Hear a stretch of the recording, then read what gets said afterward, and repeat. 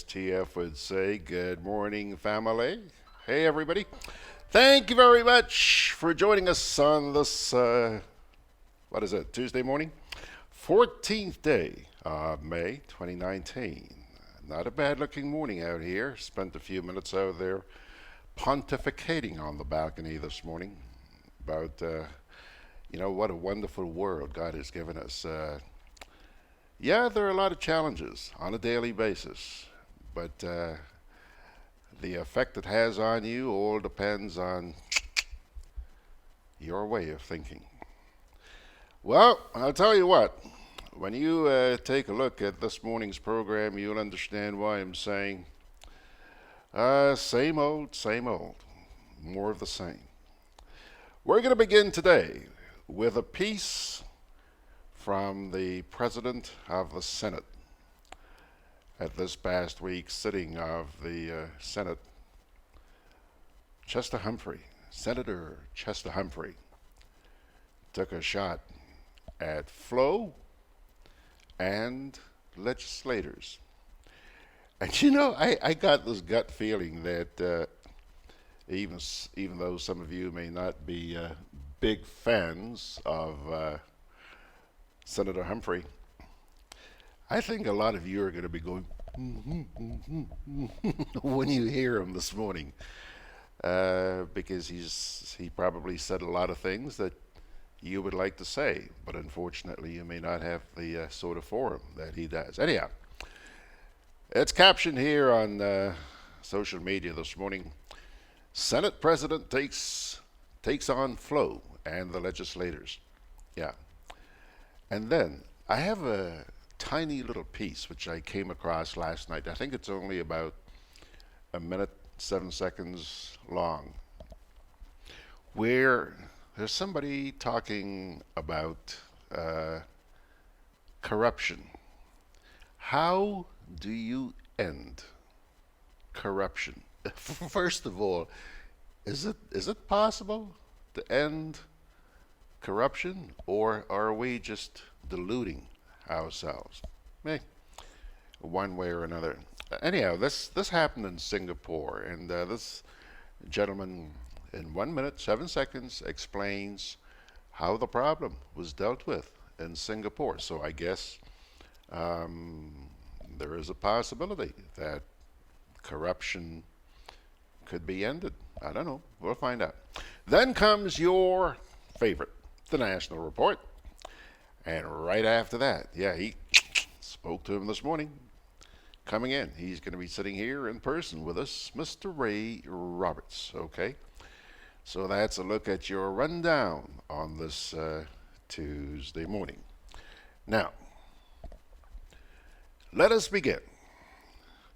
Since returning to the chair as President of the Senate, Senator Chester Humphrey has been using the adjournment of Senate sittings to get things off his chest. Yeah, you probably noticed, because we often bring you some of those excerpts. And I must admit that I try not to miss his presentations. Whether you like him or not, that's irrelevant, because I believe that he vents concerns which many of us have, but are void of a platform to vent as publicly as the Senate allows him. At the last sitting, he was bewildered that no one in authority was aware of the dilapidated state of the school in St. Andrew, which had to be closed last week. You heard about that? Making news all over the place. But the question now is, will anyone in his government be held accountable? I doubt it. He then proceeded to take on Flo, even though he admitted that the manager of the company is his friend. He has promised to write to the cable channel about the filth that they have been airing. Yeah, yeah, Chester Humphrey. Now, come on. Is this the first time we're hearing about the disgusting content that Flo has been dumping on the general public? Please, please. Again, that begs the question. Why hasn't Senator Humphrey's government called Flo to task? No need to come to the public about that filth. We already know about it. We see it on a daily basis. Instead, since your government, sir, is the regulatory body, why not put its foot down? Take a listen to this, my friends. Just out of my own interest, I have a capacity for facetiousness. And in an earlier period, the old folks used to describe me as being haunted. I wouldn't venture down that road, but I can tell you that I am suppressing quite a chuckle. But my question really is, could no one have determined that the structure upon which the water catchment was placed was compromised to an extent that something would have happened? Isn't there some sort of inspectorate that goes around the schools? What about the people employed there? I mean, there was a localized earthquake or something. I mean, nobody could have determined that this thing needs maintenance.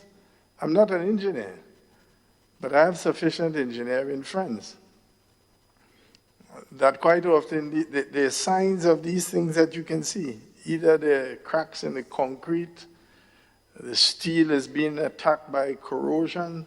Could nobody, including the people who work there and teach these students, could have brought to the attention of the relevant authorities that this structure looks as if it is compromised? So we have to wait until it collapses? Just a rhetorical question. Finally, I want to end on this note. At the last sitting, we spoke about the deteriorating public order in respect to the issue of public decency. It is an endemic problem. And senators spoke at length on it. Lo and behold, a few days later, in fact, it would have been either earlier this week or late last week, I was shocked when I turned on to the news. And in the broadcast, brought on Channel 6, and I will use the opportunity to name the corporate body, Flo. They displayed a degree of vulgarization of what has now come to be called culture. I had to be looking around to see whether or not where my grandson was.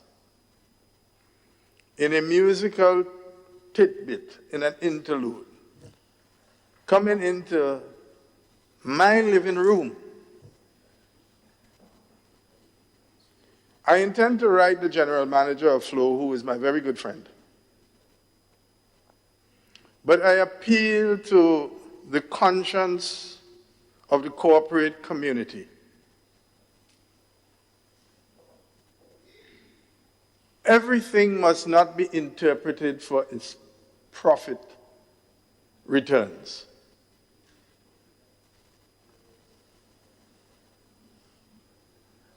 that there are values in our culture which we ought to preserve. And it is highly irresponsible. But I appeal to, in the context of the epidemic of sexual assault that we see in this country, and I'm speaking about it publicly because it was rather disgusting.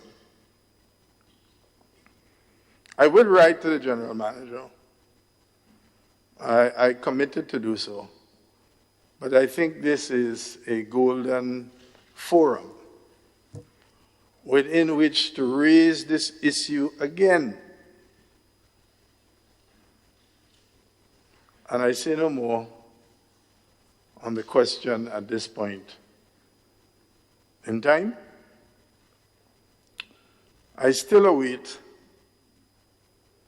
the actions of our women organizations. There are many, within political parties, within different religious groupings,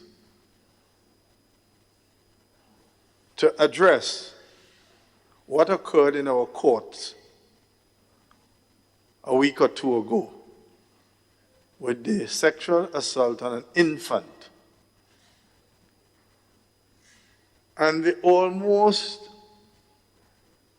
award-winning, well, I have to call it an award, because it seems to me that that behavior,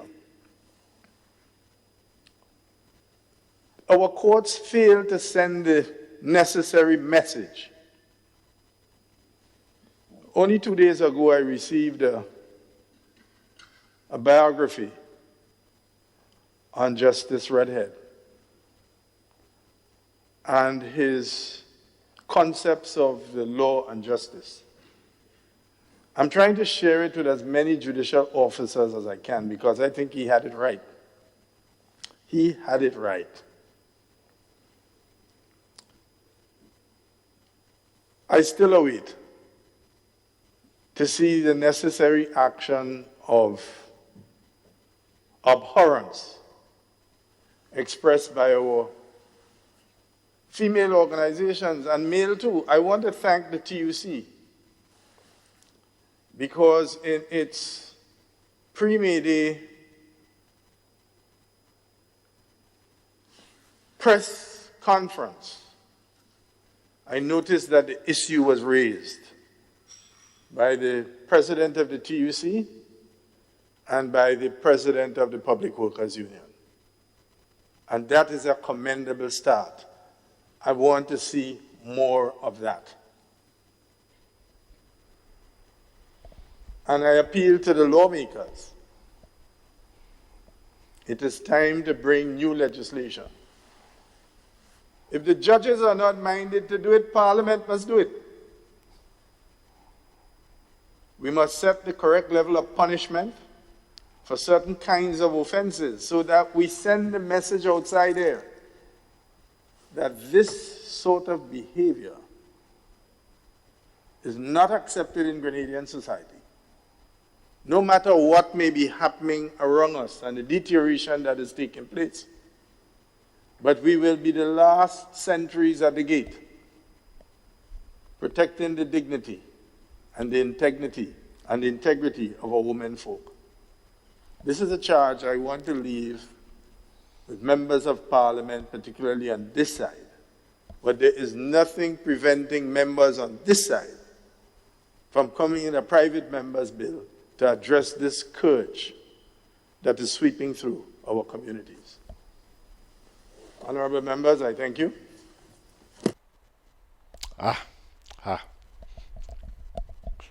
I knew that would work you guys up. A number of comments came in there while you were listening to Chess. But first, let me acknowledge the folks who are with us this morning. TF with us, so is John. Margaret says what? I'm here, bright-eyed and bushy-tailed. Hello, everyone. Wag that bushy tail, Mags. Let's see here. And she's sending a note here to John No lines for her this morning. You know, when you come in here late, you're assigned to having to write 500 lines. I will not be late again. Better yet, bring a note signed by Mom or Dad.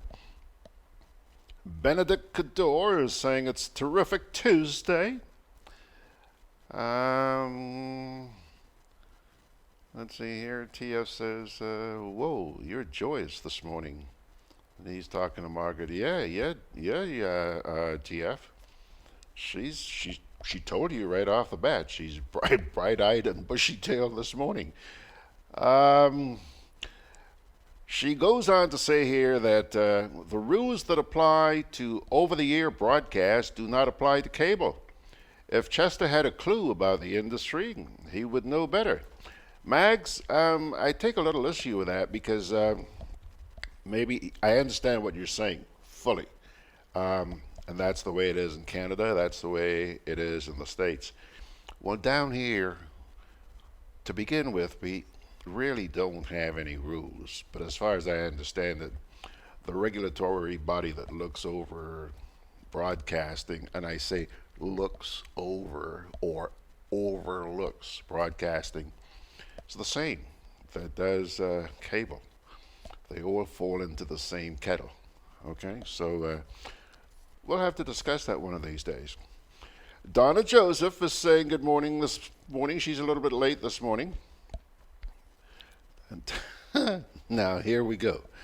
TF says, I often think that just like Keith, Chester is having a rude internal awakening and is trying to give back for all the foolishness he did over the years.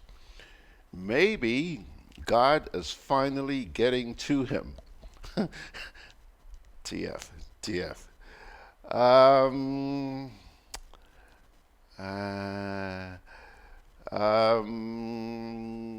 John is asking a question here. He's talking about Chester, talking about his friend who manages Flo.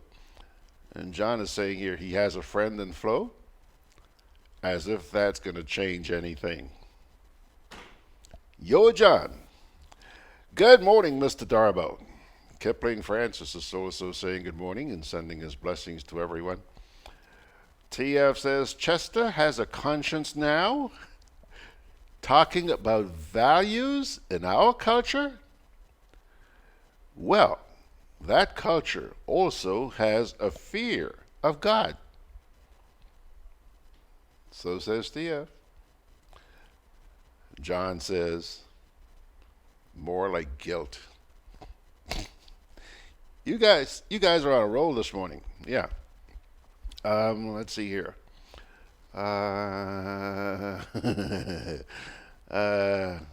Peter Bishop says, it's another set of old talk. Margaret says, cable is not a public good in the sense of public good. You choose to have cable. It is not a necessity. Rape was happening long before cable appeared on the scene. If you want to truly deal with rape, let's begin by respecting our women. See them as equally valuable as men. Raise your boys to be better men. Hey. Help them to understand that women and girls deserve to be treated with dignity and respect. Yeah, you know, Max, again, I agree with you to a large extent there. We have a responsibility, I don't have children, but we have a responsibility in our families to bring up we children the right way. But that is not done. We seem to be leaving it to the schools. We seem to be leaving it to the media. Kind of sad, isn't it? Kind of sad. Let's see here. Margaret says, yeah, let's have a discussion sometime. The FCC governs both cable and OTA, that's over the air in the U.S. Yeah, it's the same as in Canada. Donna Joseph says, She's referring to Chess here. She said, old age bringing him reason? Come on, guys, come on. Regardless of how you feel about the man, I believe, in my humble opinion, you don't have to agree with me, but I do believe that a lot of what he said makes sense, made sense, you know? And somebody has to say it. Anyhow, now, just before the break, let me ask you a big question. And I want you to listen. This is short, but I want you to listen to it very, very carefully. Hold on. T.F. Richard says, George, you don't have children? So if you die now, left to mourn will be your left to mourn will be your bag of clothes. TF, nobody ever sat me down and said, George, this is how you do it. In fact, nobody ever did. So shush. Okay, yeah. I want you to listen to this piece very carefully. It's short, but it's to the point. This refers to Singapore. Long time. That if you want to, in a sense, eliminate corruption in a society, and we all want to eliminate corruption in a society, the most effective way to do it is to make sure you don't punish people at the bottom, you punish people at the top. I'll tell you one story. In the 1960s, when Singapore was a very poor country then, our per capita income was 500. A government minister was invited by a businessman to go on holiday. Just on holiday, no bride. He and his family went on holiday with a businessman. He came back, he was arrested, charged, went to jail. After that, no more corruption. Because it's a very powerful signal that is sent when you go after someone at the top. So Singapore's experience, and it's actually quite remarkable how you have almost zero corruption in Singapore, is because we decided that the example must come from the top. Isn't that interesting? Isn't that interesting? If only it was so easy. How many politicians have you seen or heard of in this country ever being sent to jail for corruption? Or anything else for that matter? Ponder that question, my dear friends. All right, 23 minutes after the hour. Margaret Margaret responds to TF here by saying, nah, TF, all of we here is the children. So all of we go be left to mourn. You know, Mark, I'm sure you said that in jest, but you know something? The honest truth is, yeah, I don't have kids, but to me, my family, I have a brother who's still alive. I've lost one sister. She died a few years ago, and I still have another sister. So there are three of us alive, okay? And my mom and dad are gone. But as far as I'm concerned, my family is that group that I have built up over the years. The 14 years that I've been doing the Sunday program, Sundays with George Grant, that's my family, friends. You wouldn't believe. The majority of them I have never seen. But you know what? They, to me, are my family. Anybody who has whatever it takes to sit and listen or watch me for X number of minutes or whatever, you got to be something special. You got to be somebody special. And I value that. I cherish that. I go to sleep at night thinking about stuff that you guys post here on our programs. You know? I want you to know that I really do appreciate you. Now, Donna says, GG, that's very interesting. That's a very interesting piece. But you would never see that happening in Grenada. That's the point I'm trying to make here, Donna. You ain't going to see that happening here in Grenada. Anthony DeRigg says, the man is right. Eliminate corruption by starting at the top. Old people say the head of the fish rots first. I don't have to tell you guys. You know. But let's not kid ourselves. Maybe one day. I don't know. I'm just not holding my breath because I want to live a little bit longer, you know? But maybe someday things will change and we'll see some people being held accountable. Okay, so here we go. Let's take a first little break here and we'll come back. Another favorite of yours, the National Report, okay? Juve chocolates, cocoa nibs, and cocoa balls from Diamond Estate Grenada are now available at Amazon.com, Amazon.ca, Amazon.co.uk, and GrenadaMarket.com. Try their sensational touch of nutmeg and a touch of ginger chocolates, 75% dark and rich, 100% pure cocoa, and their 60% dark and sweet chocolate bars today. Amazon Prime members enjoy free shipping on these orders in the USA, Canada, and Europe. GrenadaMarket.com. When you can't come to the island, the products of the island will come to you.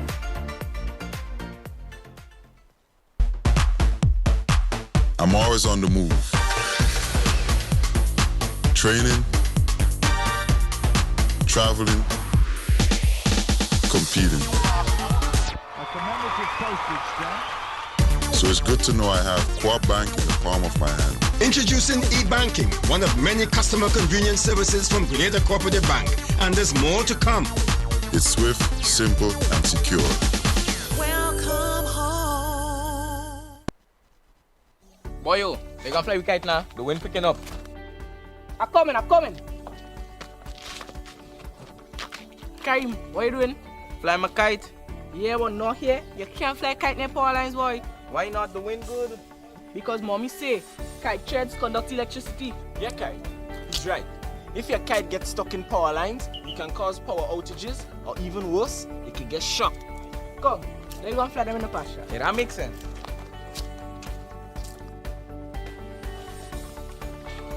Kite threads conduct electricity.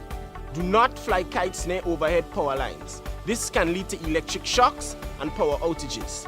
If your kite gets stuck in power lines, do not try to retrieve it. Release it and call GRENADA. Always fly kites in open areas. Keep your kites far away from roads. And remember, always clean up after yourself. GRENADA, energizing our Grenada. The details to the news for Monday, May 13th. I am Rakisha St. Louis. After a thorough assessment of its structure, students of the St. Andrews Methodist School are back in the classroom. Part of the building had collapsed about 2 weeks ago, and the structural issues had hindered their ability to return to school for the start of the Trinity term. We get more details in this and more report.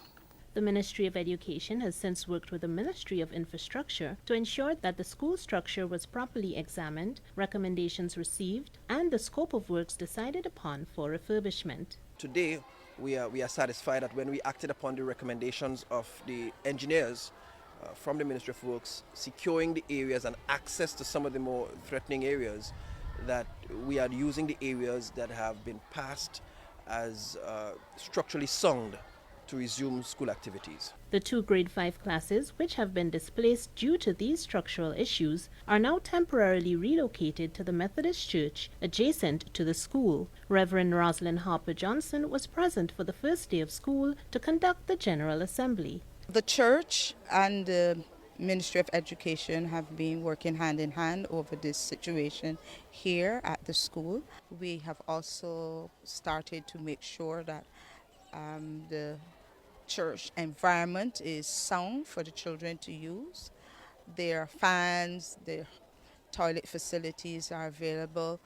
There are just a few other little minor things which we are in conversation with the ministry about, and those are things that can be put in place as soon as possible, so as to make it comfortable for the children and the teachers. According to District Education Officer Kathy Ann James, approximately 260 students, as well as their teachers and staff, were present to resume school. We had a new step installed. We have toilet facilities by the church to accommodate the students who have moved to the church. We also are having persons within the community coming out to provide some sort of assistance. We are putting additional support in the school. The new step was installed close to where the wooden school structures are located, located near the entrance of the school. It is intended to prevent students from entering the street to access the main school structure.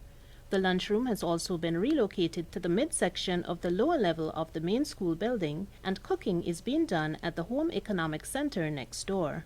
Although we're resuming today and many of the students are happy to be back, there is still some level of apprehension on some students' parts and parents. There are a number of students who are not here today, possibly because of fears still being present as to whether the other parts of the building is indeed safe. However, for the most part, many persons are happy. I myself, I am happy that we're able to get things back to a certain level of normalcy. The teachers are working along with us. The students, we are hoping that the parents, not all the parents have sent out their children to the school today, so we are asking them that send out the students. We are trying our best. We would not put your students in an environment that we would deem technically unsafe, because we have done all the legwork that we can at this point in time, because it is very hard to house over 500 children in one location in St. Andrew. A PTA meeting was hosted for parents on Friday, May 10th at the Grenville Basketball Court with engineers and senior ministry officials. Additionally, following today's General Assembly, there was another meeting with staff, education officials, and the Methodist minister, all geared at ensuring that stakeholders are informed and on board with current decisions. The Chief Education Officer, David Andrews, spoke about plans for the CPEA exams in light of the current developments at the school. We are aware that there have been some concerns about moving the students who are currently preparing to write the CPEA exams later this week. We appreciate those concerns, but to move the students can constitute compromising their psychological safety, moving them to a new environment, a strange place. That we know over time doesn't do them well. It's probably better to leave them in a place that they're already familiar with, that they've practiced in. That would serve them better. Meanwhile, work will soon commence for the refurbishment of the affected building. This will be done in 3 phases. Further updates will be provided along the way. The Chief Education Officer does not anticipate that there will be any long delays in this regard. We're doing everything we can to ensure that the safety of our nation's children is not compromised. We won't compromise on that at all.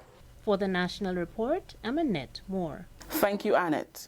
Post-Brexit and Caribbean-UK, Caribbean-EU relations are 2 of the major agenda items dominating the minds of CARICOM foreign ministers in Grenada for the 22nd meeting of the Council for Foreign and Community Relations.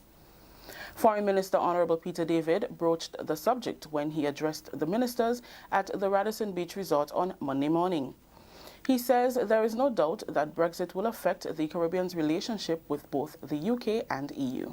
Statistics indicate that a significant percentage, approximately 21 to 23% of Caribbean goods exported to the EU, is destined for the United Kingdom. Exports to the EU in 2015 has been put at approximately US $3.1 billion worth of goods, of which $718 million went to the United Kingdom. It is particularly difficult to predict trading arrangements with the UK following Brexit, as there is no insight as to whether a deal would be struck or whether there will be an impasse and no deal. Of principal concern is access to the European Development Fund, the EDF, which has funded many cooperation development programs in the areas of economic, human and social development, and which has been used by the United Kingdom to champion the interests of CARICOM member states. COFCA is the key forum where CARICOM foreign ministers meet to reflect on regional, hemispheric and international matters. It is within that council that they strategize and coordinate foreign policy positions on issues of critical importance to the region. CARICOM's Secretary General Ambassador Erwin LaRocque says the implications of the withdrawal of the UK from the European Union and the ongoing post-negotiations will determine CARICOM and ACP states' future relationship with the EU. Our meeting today will have to consider several issues as we formulate the community's position going forward. We are facing a world where major actors are showing a decreasing interest in a collective approach to global problems. It is an era where the multilateral architecture has come under increasing strain. Geopolitical competition in a multipolar world has increased, as well as the exercise of state power by the powerful to the detriment of international law and smaller states.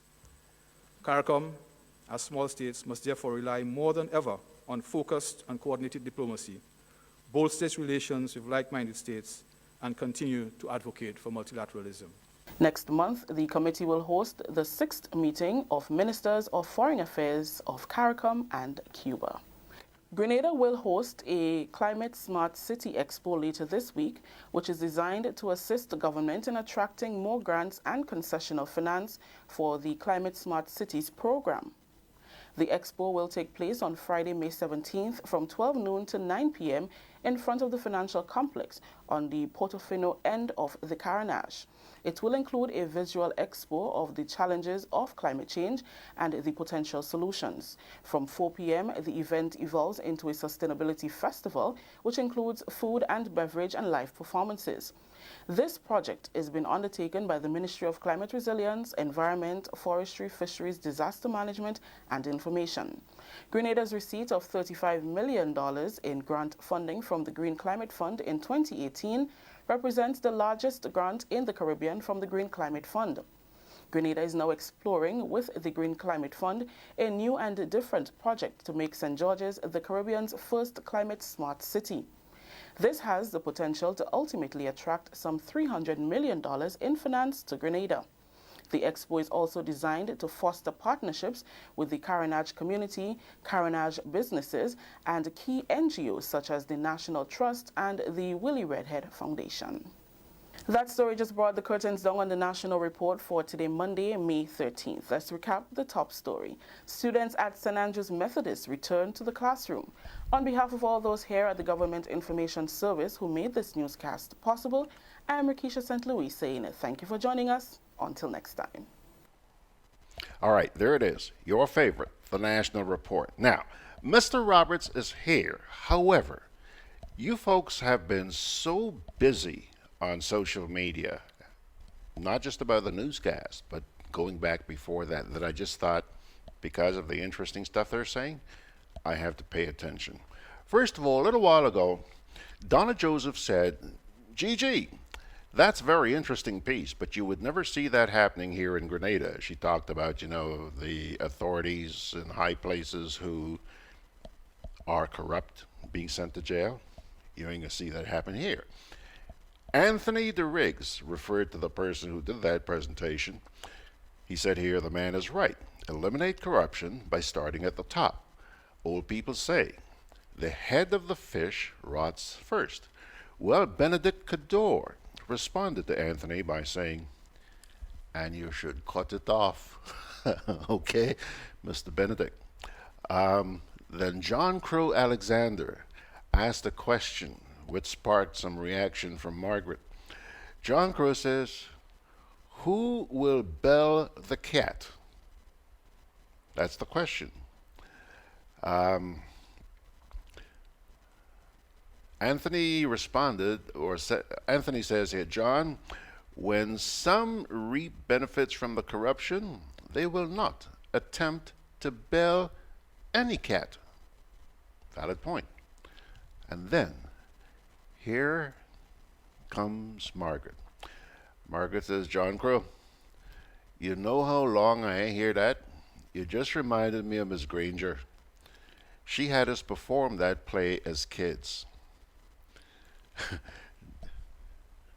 Ray, you know Miss Granger? Yeah, Ray knows Miss Granger, Max. Okay.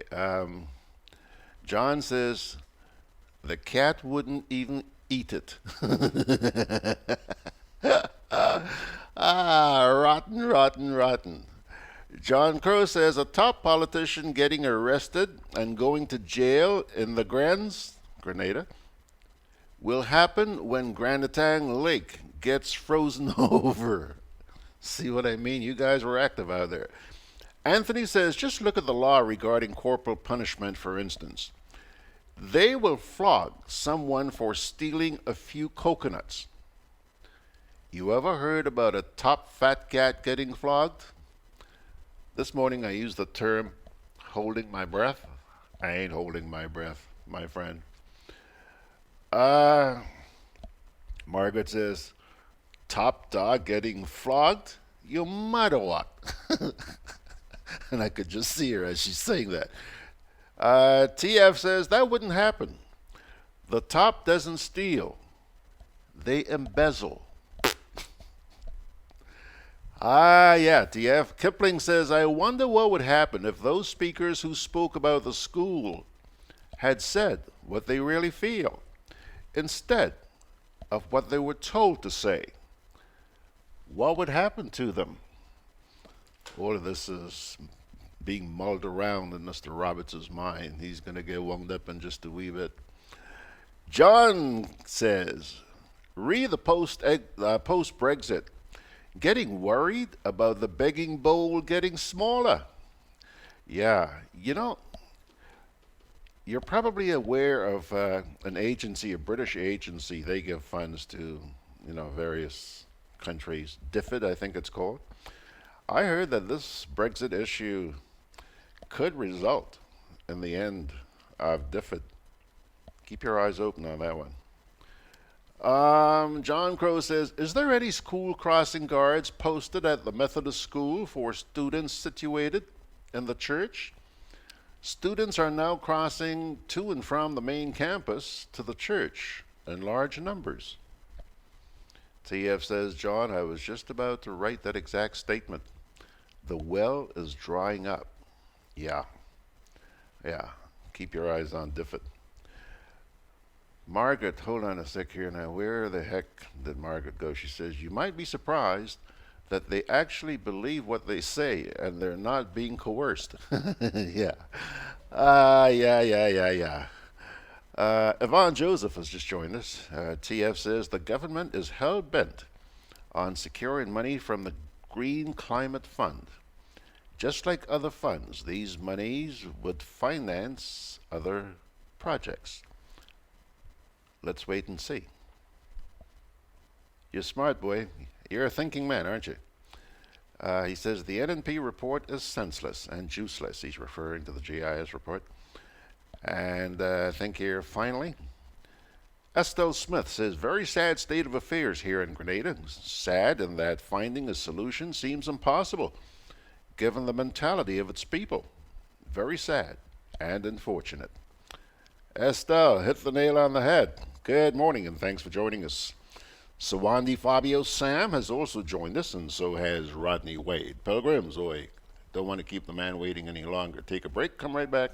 Boyo, they gonna fly with kite now. The wind picking up. I'm coming. Karim, what you doing? Fly my kite. Yeah, but not here. You can't fly kite near power lines, boy. Why not? The wind good.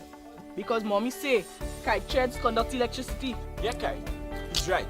If your kite gets stuck in power lines, it can cause power outages, or even worse, it can get shocked. Come, let's go and fly them in the pasture. Yeah, that makes sense.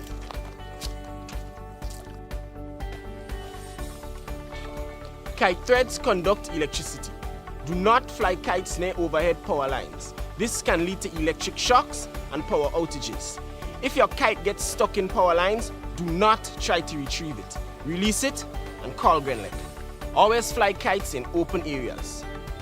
Keep your kites far away from roads. And remember, always clean up after yourself. GRENADA, energizing our Grenada. Juve chocolates, cocoa nibs, and cocoa balls from Diamond Estate Grenada are now available at Amazon.com, Amazon.ca, Amazon.co.uk, and GrenadaMarket.com. Try the sensational touch of nutmeg and a touch of ginger chocolates, 75% dark and rich, 100% pure cocoa, and their 60% dark and sweet chocolate bars today. Amazon Prime members enjoy free shipping on these orders in the USA, Canada, and Europe. GrenadaMarket.com. When you can't come to the island, the products of the island will come to you. Tell me, Ray, what's going on this morning? I find you're sitting back there so relaxed, pondering life. What's up, bro? Listening for what comes next. Boy, these people are very active out there this morning. Yeah, they always are. Good to see you, Ray. So tell me, I got some questions, some matters I'd like you to deal with. But before we do, I want you to tell me what you got cooking this morning that we should know about to start. Well, good morning to you and to your viewers and listeners, wherever they may be. Certainly hope they're all having a wonderful morning. Well, George, a little bit on cricket and a little bit on Paralympics, and then I'll entertain whatever you wish to ask me. Sure. So it's just 16 days to go before Cricket World Cup bowls off in England, with the host nation playing the opening match against South Africa. And the question for us in the Caribbean is, can our West Indian cricketers rise to the occasion of winning Cricket World Cup 2019? Well, this week, during the past 10 days, we have been beaten twice by Bangladesh, very easily. But we defeated Ireland convincingly on 2 occasions. But there are some positives. 4 of our batsmen, at least 3 of our batsmen, got centuries. We recorded 4 centuries in the 4 games that we have played. Shai Hope, the Barbadian wicketkeeper batsman, he got 2. John Campbell, the Jamaican, got 1. And the Vincentian Sunil Ambrose, he also got 1. And considering that the biggest hitters in the game, Chris Gayle, even Lewis, and Andrew Russell have not yet joined the team, we must feel good in terms of believing that these 3 people who played in the Indian Premier League and were among the crowd pleasers can take that form into the West Indies team for the World Cup. We could feel a bit on the positive side. But the bowling seems to have a deficit. None of the bowlers thus far have made an impact. However, they have one final chance on Friday. That's when West Indies will play Bangladesh in the final of the 3-nation warm-up series in Ireland. As I said, Bangladesh, they have beaten West Indies twice. But the final is what counts. And if West Indies can prove themselves, I'm sure the bookmakers will take them much more serious. Ray, George, just before... Hold on a right? sec. You know, I know that you can be a little bit cynical, but Yeah. am I hearing a degree of optimism in you this morning? Yes. I believe that if Chris Gayle and Evan Lewis and Andrew Russell can strike their best form and take it to the World Cup, it will be a hurricane period for bowlers. I mean, it's just unbelievable how these 3 people can massacre a cricket ball. I mean, there's just no doubt about it. So I am optimistic that if these 3 players, along with the others who are home-based and are now in Ireland, I'm sure if they can live their game and achieve their best form, certainly West Indies can be among the top contenders. Okay. I'm not going as far as saying winning it. I leave that for Mr. Wilshire. But Sharon, call your husband and tell him. So, George, the other little thing I wish to talk about, and which I think because I think not too long ago you had a program talking about people who are physically challenged disability. Well, in terms of the world of Paralympics, Grenada has licensed and registered its first para-athlete in Aishana Charles, who's an amputee javelin competitor. And that makes her eligible to compete at the major games around the world. And you don't go there because you're disabled, you go there by meeting a standard. So she has achieved that standard in the javelin and will compete at the Desert Challenge in Arizona. Starts on the 22nd of this month. And hopefully she will get into the Pan American Games, which will be staged in Lima, Peru, August, September. So that's a positive for people who are physically challenged, because we have never had anybody competing at that level. Generally, it is able-bodied persons who compete. But as I indicated, we now have one recognized para-athlete. Trinidad has quite a few. Well, no doubt Cuba and some of the other countries. But among the small islands, we certainly have made, a mark by being the first. You know, that must be so encouraging for the community of persons with disabilities here to hear that something like that is actually happening Huh? That's no doubt about it. And there are quite a few young athletes who are physically challenged. And it's just not in athletics, it's in rifle shooting, swimming, it's in just about every sport that the body, the physically challenged, is allowed to participate in. And, you know, we met with the minister last Tuesday, and it was very positive in the sense that he too values Paralympics and has offered, you know, as much support as possible. And, you know, those of us who are in the organization certainly going to make things happen. Well, I'll tell you, you're certainly creating a profile, and for that I salute you. Let me take the opportunity to do so publicly, because I know that you're the one who's been keeping me informed about the stuff that's happening in the community of persons with disabilities. Thank you very much, Ray. Now, what else? Well, that's the two items. Those are the two you wanted? Yeah, and you wanted to ask me a couple of questions. Let me bung away. Let me hear you. Let me bung away. I know that I don't think it's overstretching things when I say that there's no love lost between you and Senator Humphrey. Well, we are friends, but I certainly don't have the respect that I once had. I think, in my opinion, he has become a product of what money can buy. Okay. Well, did you hear his? No, you weren't listening to his presentation. No, I certainly had a bit to do yesterday, working with that Paralympics to ensure that we get to Arizona. This morning I played a piece where he was bunging away on the content that Flo has been putting on. You know, very, very degrading stuff. I strongly support him on that. In fact, we have three things in common. We both would like to see Hang in return, unapologetic. We certainly want to see greater respect for the police and the content in some of our, whether it's calypso or whatever it is.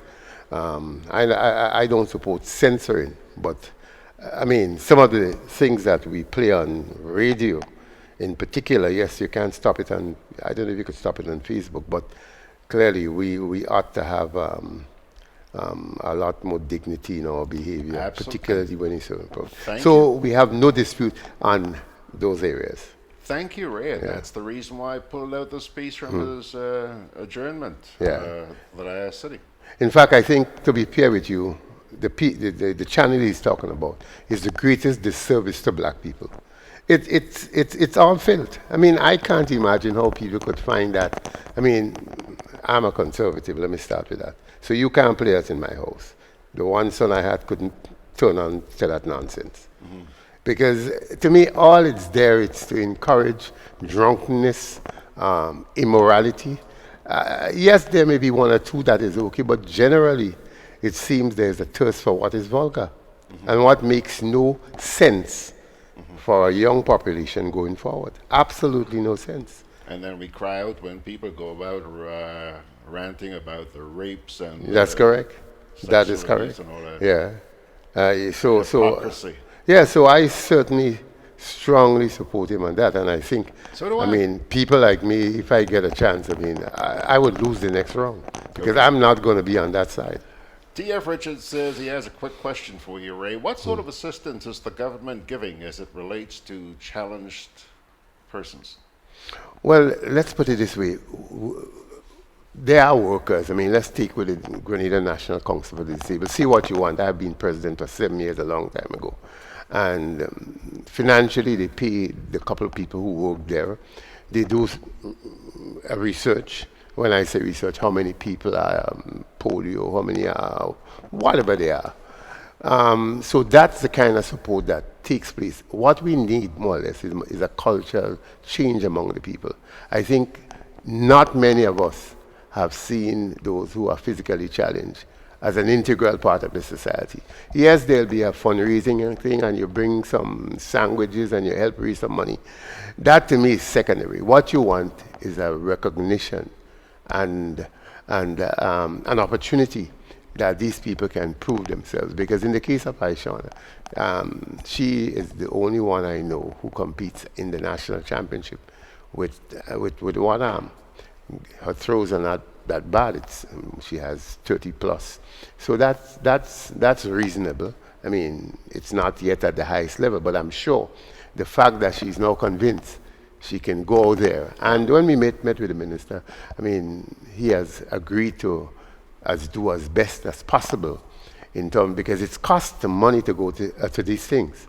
So I'm saying, TF, I wish we could spend a lot more getting trained people and creating programs that more young people, in particular, like our Impossible program, where we have targeted 9 to 12 years old. It's not that we're ignoring the elders, but that's where the foundation is. Because if you can get that appreciation at that early age, I'm sure it will be a better society for all of us. I want you to come and talk with us about this Impossible program.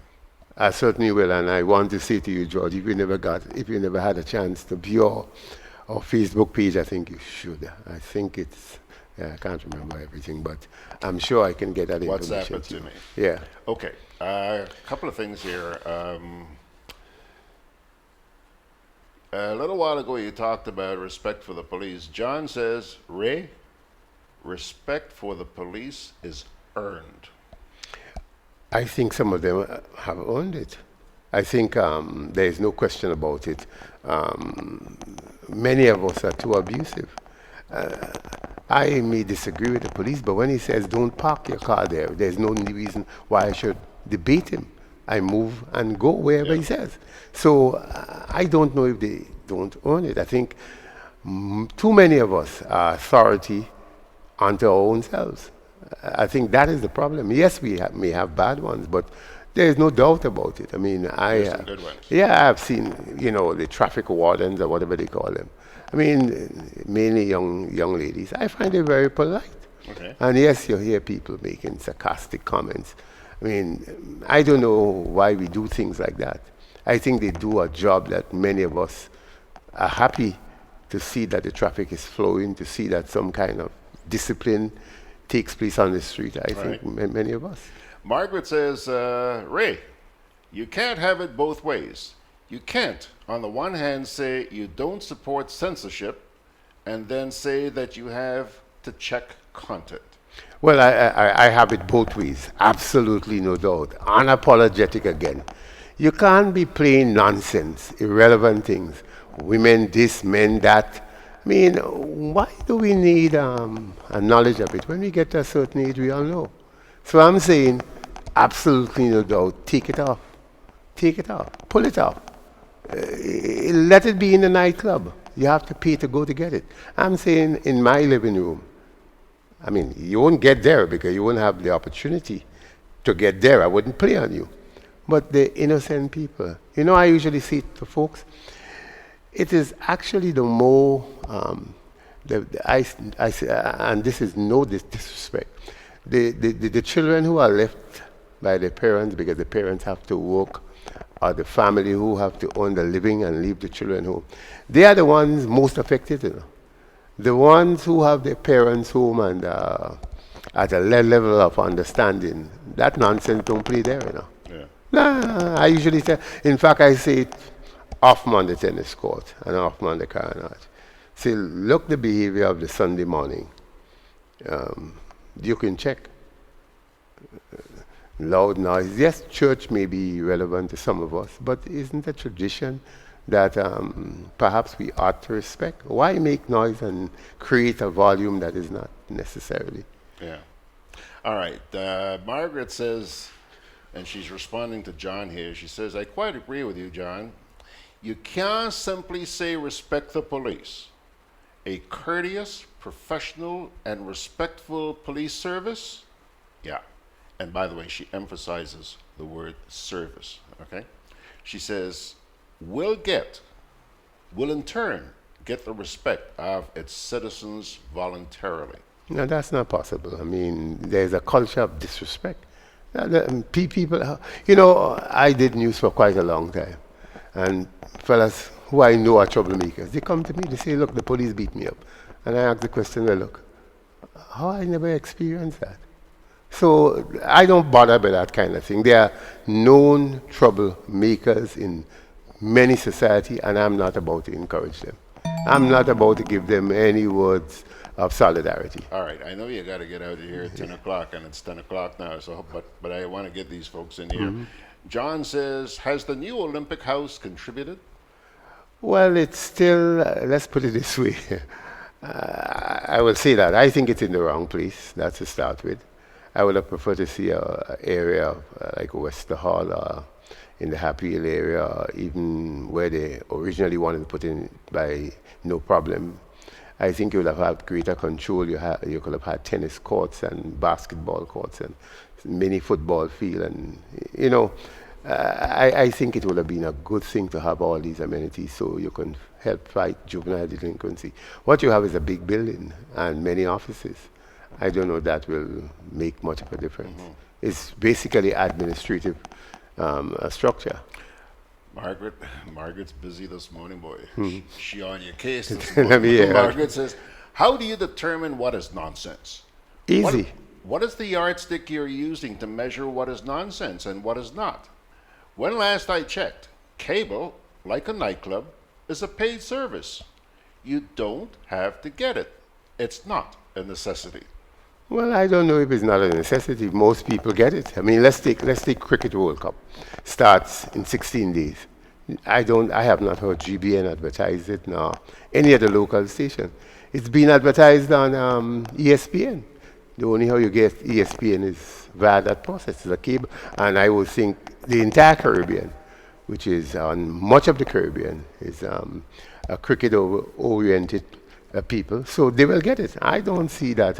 I think, George, the point that Senator Humphrey is making is very clear. You listen to this thing, there is nothing good in it that could grow a society.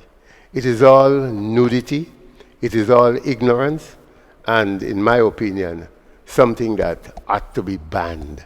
It's flagrantly Flush down the toilet permanently. There is no debate on things like that. I am not going to debate things like that. Because you see, as I tell folks, the little politics I got into took me into areas, and I have a better understanding of what people sometimes go through and what we contribute to that process that makes it as bad as it is. So I am not going to get into the thing that the police must own respect. Yes, they must own respect, but too many of us are defending things that are not going to help the poorest. All it does is to, you know, they hear voices saying these things, and it sort of prolong issues that are not. Chester Humphrey doesn't want to hear my name, but, like you, I stand by him on what he said about flow. And I know that a lot of people out there, because I hear it sitting in this chair. I get all the phone calls, I get the emails, I get the WhatsApps and this about what's going on flow. Margaret says, the television is not a babysitter. You have just pointed to the core of the problem, parenting. Well, that's not, let's put it this way. The core of the problem is this wider society. You see, let me tell you short.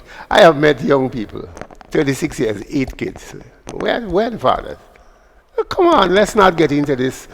Parents are overburdened, and if we in society contribute to that ongoing problem of producing lyrics and things that seems to glorify immorality, then the burden is tripled. So I'm saying, look, that may be the fundamental core of the problem, but there's a bigger problem in that the society itself, and those of us who should know better, we contribute to what is happening in many of the depressed areas. You turn on George, you will hardly hear a program like yours. You hear a program where the music seems to, particularly with the Jamaican thing. Everybody is talking Jamaican, and everybody seems to have that lingo, and some of the stuff that not going to make them a stronger economic group in this society. Margaret says, again, Ray, you do not have to look or listen to it. Every radio and TV comes with an on-off switch and a tuner. That's for people like her who could make that judgment. When I go down to some of the rum shop, I make the judgment. I don't drink. But I sometimes have to buy for those who drink. And those who drink convince me. It's a tonic. Benedict Cador says, Ray, if there was not an audience for these things, they would not be on TV. Quite agree. But we must try to minimize things like that. That's all I'm saying. You're mature enough, that's your decision. But I'm talking about the 10-year-old, the 5-year-old, who, they find some kind of glorification in these things. That's all I'm saying. I'm not saying more than we need to protect the unfortunate ones who are left, unmanaged in the I'm society. going to have to give you and Margaret a special segment. T.F. Richards says here, T.F., please, I apologize. It took me a while to get to you, T.F., but you see a lot's going on here. T.F. says, Ray, as much as I agree with you, I'm convinced that we are in two different eras where the younger ones are hell-bent on rejecting our type of values. But then again, we are sponsoring it. For example, to advertise furniture or even appliances, we would see a lady in a bikini. Well, T.F. Richards, you make my point even clearer. I'm saying that we have to find a way. George, whether we like it or not, the people who are in the Islamic world, and they are going to be bigger than the Christian world in not too far from now, they are observing this month of Ramadan. I live in their area, and they have the periods of the day that they go and do whatever they have to do. I don't see them being disturbed. I don't see them being carried away by anything. In fact, you don't even hear TV on or radio on. That's their culture. I know. But I'm saying we have to find a way to manage what people can easily access, like the channel Senator Humphrey is talking about. All you have to do is to pay the $60 a month, and that's only how you get television now. So everybody has it. So a channel like that maybe could become more expensive. If I see Sports Max, it costs me extra $30. I see Flow Package, it costs me extra. I'm saying make it more difficult for people to get these things. She says, parents being overburdened is not my problem. If you couldn't shoulder the responsibility of parenting, you shouldn't have kids. Well, that's not how it is. She knows better than that. A one-night fling could result in, and there are many of that. So that is not, some people programmed that they want 3 children. The people who I'm talking about, they ain't programmed that. They ain't programmed that. This morning they take out the material because I mentioned I don't have children. Okay. So they take out the material this morning. Okay. Maybe you guys should all be like me. Just joking. Petra Andrew Thomas says, when parents have to work so much and are not at home, some children do the opposite, even though they're well raised. I agree. Petra, you're damn right. All I'm saying is that, look, George, I don't want to call any community or any area, but George, I'm saying it to you. Unless we become more responsible as a society and not leave it up to parents only, we shall be in trouble. And I can talk because I said to people, I remember the Catholic nuns and granddads. They were a group of people, mainly from Trinidad, I think, and they were community involved. When we started at 10-year-old throwing little stones on the church, Hail Mary, Mother of God, they threw a stone everywhere. They came, they gathered us, and they made us into a functioning group for 20-something years. And many of us who came from that group will tell you how grateful we were, or we are still, to those who pioneered it. And all I'm saying to you, had it not been for that, we might have been on a part of, not being very fruitful in our community and the society. So that's all I'm saying. I'm not saying parents mustn't some parents can't perform the role because they never really wanted to be parents. A one-night fling created a parent. Listen to this. Kipling says, mother and daughter pregnant at the same time. Right. Father and son gambling together. That's right. No respect, no moral values. Vulgarity draws a bigger crowd than a religious convention. That's correct. Yeah. In fact, I saw a piece on Facebook last night that a friend of mine, Mike McClicken, was talking about reviving horse racing and sport. And one guy said to him, and I had to laugh, Buju Bantam had about 50 times the crowd that the Grenada International had. So, what's the investment you're talking about? You're talking about government subsidized activity. Bourgeois wasn't that subsidized. It made money. So he said, look, the first challenge is we have to create a culture where people support sports. And George, I think that's what I'm getting at. I'm not defending the fact that you must censor what George. I'm saying there's a large number of people out there who, for whatever reason, I don't depend on the television and the radio for my news. I mean, you know about a recent Facebook announcement of a prominent St. George's businessman who they say died. He's still alive as far as I know. Yeah. And, you know, it was going wrong like hot bread and butter. T.F. Richard says, Ray, the world is ruled by money and not by values. And as long as it is so, we are certainly going down Market Hill with no brakes. But those of us who want to fight it must fight it. And that's all I'm saying. The thing is, they expect us to shut up. We will not. And that's why I am such an annoyance to a lot of people. And I'm just like you, for many others. I am not going to go away on some issues. You see, some issues are dear to me because, as I said to people, I'm not in a... When I leave here, I would perhaps go by the union office for a few minutes to see if I can get any information on whatever I'm looking for. But I end up in communities where when you talk to people and they say to you, look, my children leaving school and can't find a job and you know of anything, things like that. So you listen to real people every day.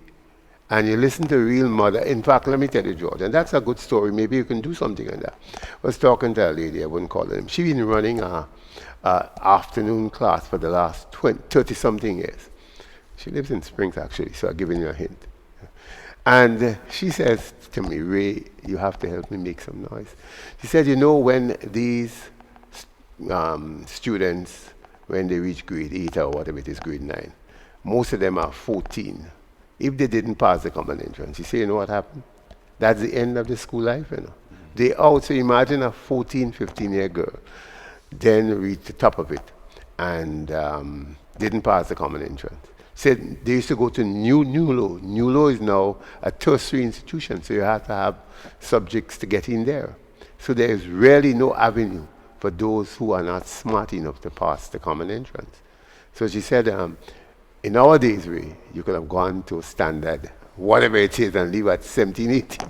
But who's going to employ a 14 or 15-year-old that is so feeble in every respect? All right. Ray, Margaret says, Ray, you do not get to tell me, or anybody else for that matter, what I can and cannot hear or not. That is a violation of my human rights. And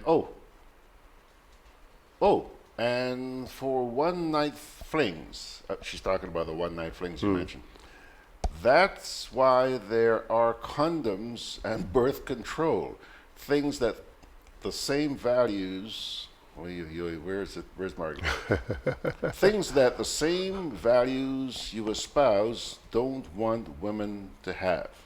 Well, I'm not going to get into that. What I certainly will get into, and I'll defend, you are going to listen to some things, if I have a say, whether you like it or not, you are going to be listening to what those of us who may be in authority believe you ought to hear. And if you think it's not good, then you shall not hear it. Margaret, so just pray that those of us who have that belief do not have any political or any other power. Margaret, yesterday, John, I think it was John who sent me an article from Trinidad. Apparently, there are fake condoms making the rounds in Trinidad, and the real condom maker has put out an alert, you know, explaining that there are people who are trying to imitate our condoms. So that's another story. So Mags, if you go to Trinidad, keep clear, please. Keep clear. And Margaret is still going, you know. She says, Ray, them same nuns and priests were also responsible for our enslavement too, eh? All that religious teaching was all that altruistic. It was also meant to make you submissive. That's only a perception. We only have practical experience of reality. We don't live with perception. Okay. Petra Andrews says, yes, they were really good people, and I am still grateful to That's them. correct. She says the nuns really created good morals. in That's us. correct, whether you like it or not. I'm not going to listen to this nonsense about whatever is that. I'm not And going to listen she to also that. goes on to say, don't shut up. We still have to speak up and not just go, because it is what it is. TF says, you may not agree with me, but greed and cost of living have certainly caused a breakdown in society. A mother can no longer stay at home and nurture her children, or a father cannot come home at 4 o'clock because he has to do 2 jobs to make ends meet. Teachers are not in it for the love, but for the money. Not all of them. Not all of them. Well, TF, you have a great point. But again, TF, we just have to continue the journey, because whether we like it or not, if those of us who have a sense of what community spirit is like and what values mean to a society, we can't just, disappear. We have to stand up and take on whoever it is. And that's the good thing about chess. As I said, we may have our qualms, I'm sure about that. But there are some things you can, ignore. As I said to people again, punishment. Why would you want to have a lot of sympathy for someone who goes into a 75-year, 80-year-old and rape or whatever it is? What sense of counseling you want to deliver without inflicting some, and let me put it, flogging or some punishment that he or she can really feel? I don't know. I think we've been too generous to criminals and people who are terrorizing, if not decent folks who want to live a life, that is a symbol of decency to a community and a nation. I think we need to, I can't understand when I see all these things about sympathy to criminals and so forth. I can't. I can understand things involve altercation and somebody, I would be tolerant in some respect. But George Grant is inside his house doing his program, and you believe he have $1 or 2, and you come and violently assault him, and you tell me about some kind of counseling only? I'm not in that. Don't put ideas into people's heads, please. Well, I hope not, but I am, as I said, people, I am not one who is going to just tolerate things that are not going to be contributing to society in the sense that human rights and, you can't tell people what to listen to. I'm not telling you. I'm telling you it is bad for you. It is bad for the society. That's all I'm telling you. All right. Margaret says, Ray, they get you hook, line, and sinker. Yes, and I'm happy about that one. Undoubtedly. I'm happy about that one. John says, rape should deserve the rope. Well, John, you need a person. I am available to perform the act. T.F. Richard says, so Ray, maybe it's you that have Chester talking these days. Well, those are the things we agree on. People in the movement will tell you that every day.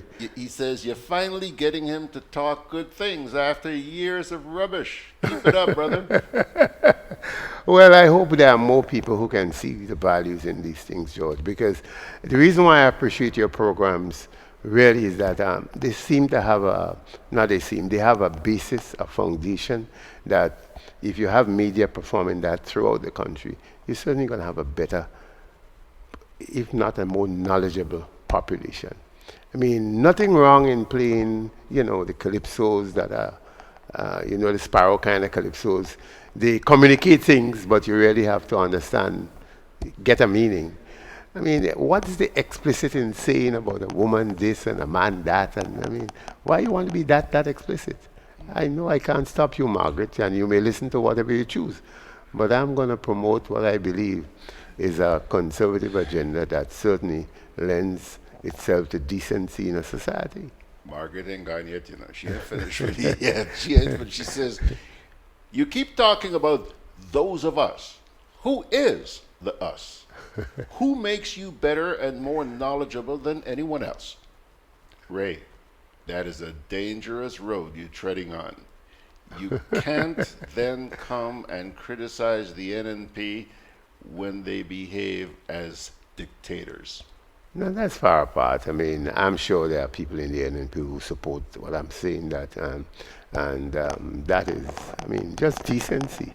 That has nothing to do with, I mean, I think both NNP and NDC would have views on corruption that maybe are the same like mine. I don't know. I am talking about building a society, a community, by offering people things that can nurture them into decent human beings. There is no doubt about it. We have seen people commit acts and do things that ought not to be seen as decent. So there's no dangerous part. I think it's a part that we need more people to journey with. I don't see, I wouldn't be in anything that just allow people to do as they want and say it's freedom. I wouldn't do that. I respect, when I look, George, I go to church and I see some people, the cell phone rings in the church. My cell phone stays home. I go to pray. There is no need for me to carry a cell phone. Okay. Yeah. So it's only an hour and a half. The same respect is accorded. I go to the, I see a police, whether or not whatever you perceive of him, I give him the honor of respect. Margaret says, yea, that conservative is also the same agenda that promotes racism and misogyny and supports the oppression of people around the world. Well, if that is it, so be it. I am not going to back away from that. As I said to people already, you can't create. I mean, what's happening in Trinidad is almost madness. I spoke to a fellow who used to go down there. He said, I ain't going again. In fact, he gave me a joke. The people he lived by, he said a night cable was being pulled from the house. So the wife said to him, you're not going to see what's happening? He said, tomorrow will be a new day and we'll see what's happening. But let's not open the door and go on. You know, so I'm not going to encourage that kind of society in the name of freedom. And those of us who enjoy in Grenada, we are enjoying it because the crime rate is very low. The same can be said about St. Lucia. The same can be said about a number of Caribbean and OECS countries. All right. John Crow Alexander says, simplistic solutions to complicated problems. We cannot solve this on a talking head program. Benedict Cador says, we need to teach children the difference between reality and entertainment. We might get some of them to think before they act. And T.F. Richard says, Ray, as a matter of fact, I am one of the persons who believe that persons who commit sexual acts, like the guy with a little child on the western side, should be publicly flogged in the market or by the bus terminus. I know you and Benedict Cador would readily assist me. And no doubt I might. Okay, Ray. Come on. You told me you had to be out of here. Yes. Hold on a minute. Hold on. You told me you had to be out of here at 10 o'clock. It's now 23 minutes after 10. Okay, we run your program too long. I didn't mind because I really enjoyed this, and obviously they've been enjoying this as well.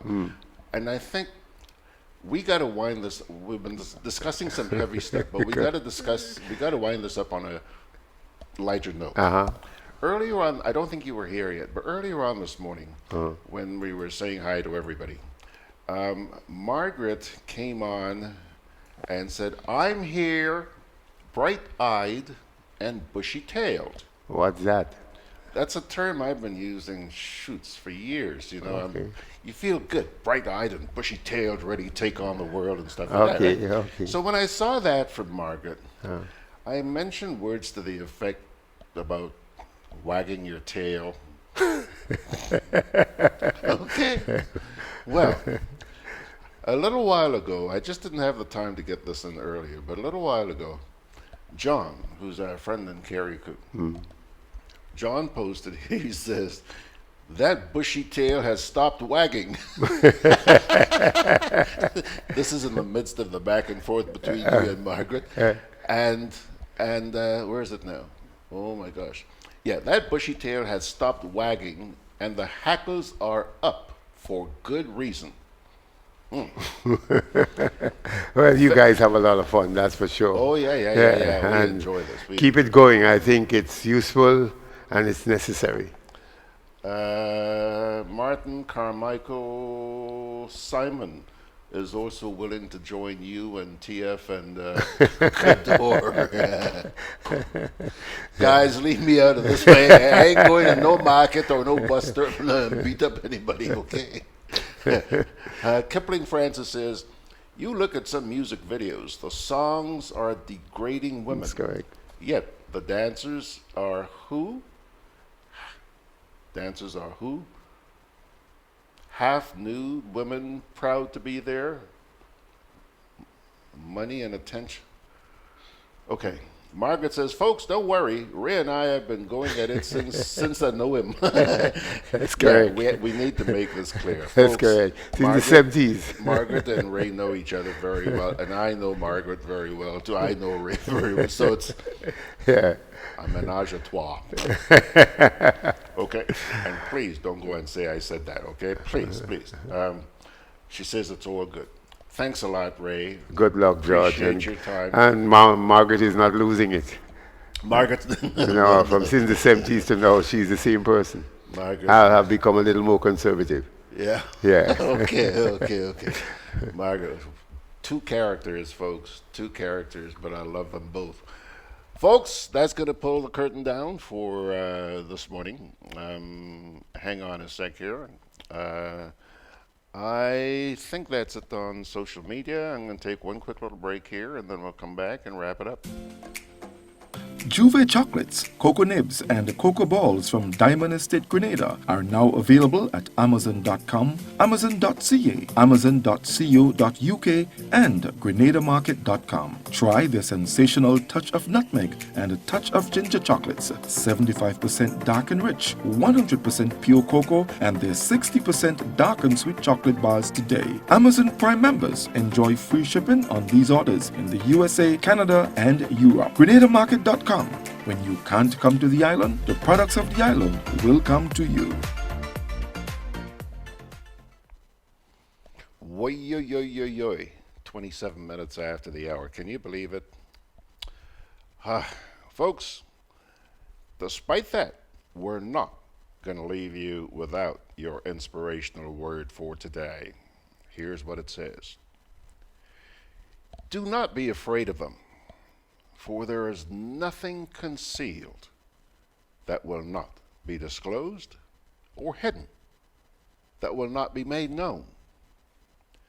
What I tell you in the dark, speak in the daylight. What is whispered in your ear, proclaim from the rooftops. Do not be afraid of those who kill the body. Yeah. But cannot kill the soul. Rather, be afraid of the one who can destroy both soul and body in hell. That's a reading from the book of Matthew. Matthew chapter 10, 26, 27, and 28. Pilgrims! Oy, what a morning, what a morning. I've had a blast doing this. Now you understand why I'm always so happy to get up early in the morning and come sit in this chair. You have yourself a great day. Whatever you do, remember, give thanks to God. I'm going to see you tomorrow morning at 9 o'clock by God's grace. So long.